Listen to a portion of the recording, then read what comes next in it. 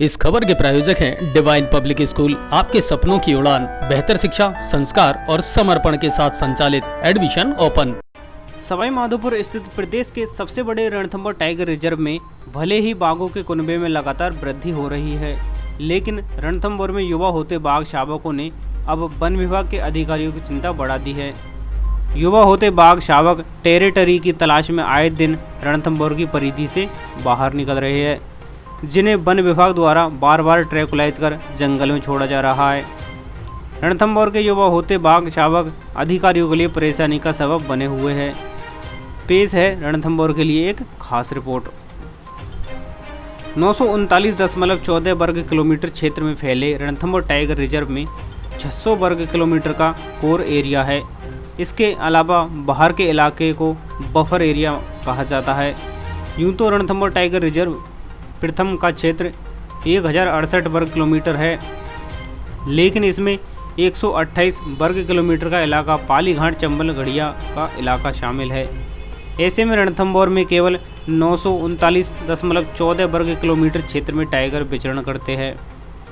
रणथंभौर का बेहतर पर्यावरण एवं वन विभाग की अथक मेहनत के चलते रणथंभौर में लगातार बाघों की संख्या में वृद्धि हो रही है, जिसके चलते वर्तमान में रणथंभौर में 80 बाघ बाघिन एवं शावक विचरण कर रहे हैं। इनमें 24 बाघ, 25 बाघिन और 31 शावक शामिल है। रणथंभौर में भले ही लगातार बाघों की संख्या में वृद्धि हो रही है, लेकिन अब बाघों की यही वृद्धि वन अधिकारियों के लिए परेशानी का सबब बनती जा रही है। रणथंभौर में विचरण करने वाले 31 शावकों में से अधिकतर शावक युवा अवस्था में प्रवेश कर चुके हैं और जवानी की दहलीज पर कदम रख चुके हैं, जिनके चलते रणथंभौर के युवा होते बाघ शावकों को अब अपने लिए खुद सुरक्षित इलाके की तलाश है। यही वजह है कि युवा होते बाघ शावक अब इलाके की तलाश में आए दिन रणथंभौर की परिधि से बाहर निकल रहे हैं, जिन्हें रोकने का वन विभाग के पास कोई भी ठोस प्लान नहीं है।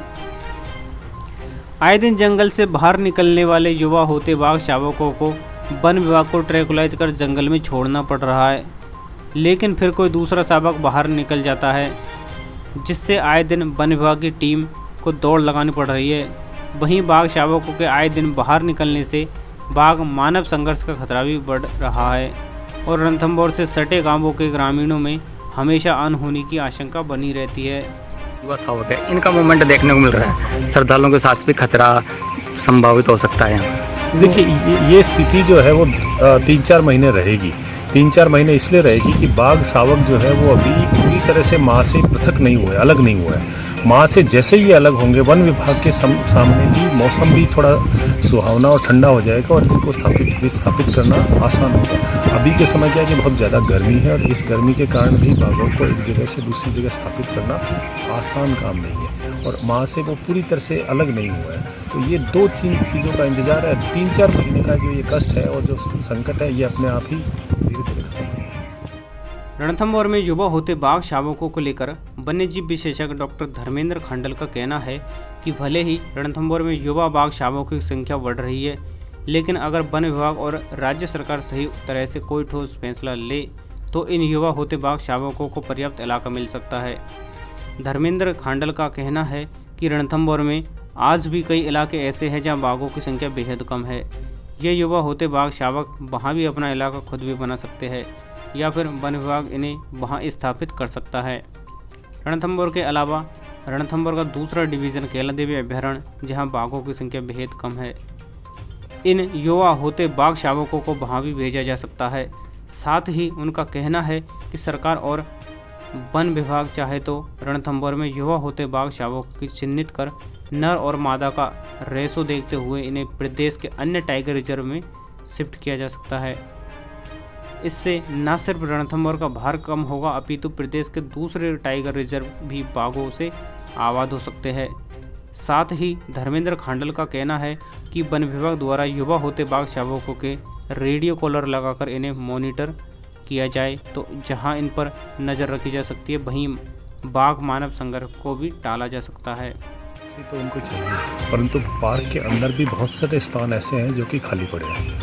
जैसे कि मैं बताऊँ आपको, 10 नंबर जोन में काफ़ी बाघ पहले थे, अब कम है बाघ, तो वहाँ भी ये अपने आप जा सकते हैं। कुछ एरिया क्षेत्र है जैसे कचीला वाला रोड है, इसका क्षेत्र खाली पड़ा है, वहाँ भी बाघ जा सकते हैं।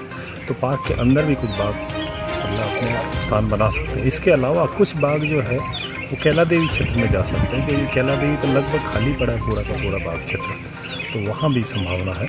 इसके अलावा राज्य सरकार ने एक बहुत ही अच्छा कदम उठाते हुए 3 नए बाघ रिजर्व जो बनाए हैं पिछले 10-15 सालों में, जिसमें मुकुंदरा, रामगढ़ और आपका धौलपुर है। वहाँ ये बाघ स्वतः भी जा सकते हैं और कुछ बाघों को वहाँ भेजा भी जा सकता है, तो दोनों प्रयास किए जा सकते हैं। अभी रणथंभौर में तकरीबन 30 बाघ शावक हैं, जो जिनमें से जो कम से कम 15 ऐसे शावक हैं जो जवानी की दहलीज पर कदम रख सकें। तो इनको लेकर के किस तरह के कदम उठाने चाहिए? देखिए, इनमें से जो बाघ है उनको देखना पड़ेगा कि कितने नर बाघ हैं और कितने मादा बाघ हैं। जो मादा बाघ है वो अपना क्षेत्र आसपास ही बनाते हैं अक्सर, परंतु मादा बाघ के लिए भी कुछ क्षेत्र में कमी हो सकती है। उनको आप जो है दूसरे टाइगर रिजर्व में स्थापित कर सकते हैं, परंतु साथ ही साथ जो नर बाघ है वो अपना क्षेत्र दूर दूर तक जाकर के बनाते हैं। तो वो बाघ हो सकता है कुछ अपने आप चले जाएं, कुछ बाघों को भी वन विभाग रेडियो कलर करने का भी प्लान कर रहे हैं, परंतु ये भी एक अच्छा प्रयास हो सकता है। जिन बाघों को यहाँ से भेजा जाए उनको रेडियो कलर करके पहले ही सुरक्षित किया जाए और उनको मॉनिटरिंग करके उनको भेजा जा सके।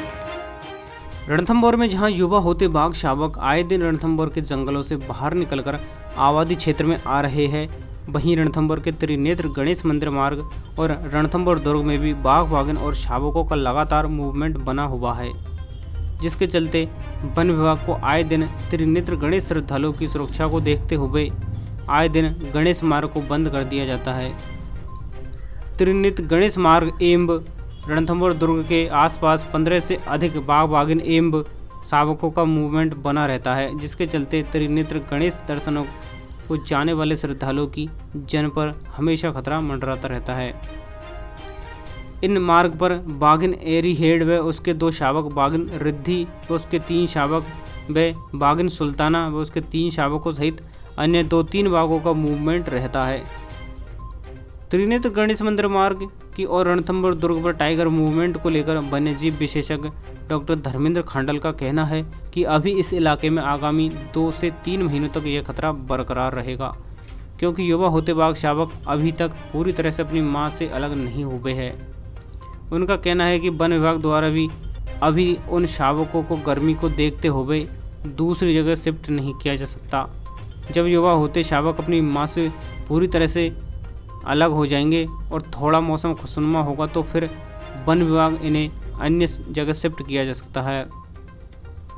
तब तक यहाँ वन विभाग और गणेश श्रद्धालुओं को सावधानी बरतनी होगी। रणथंभौर में वर्तमान में जितने शावक हैं उनमें से अधिकतर शावक युवा अवस्था में प्रवेश कर चुके हैं, जिन्हें अब अपने लिए नए इलाके की तलाश है।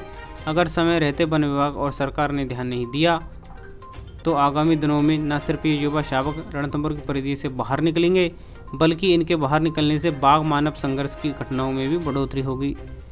वहीं बाघों के बीच में भी टेरिटरी को लेकर आपसी संघर्ष बढ़ेगा।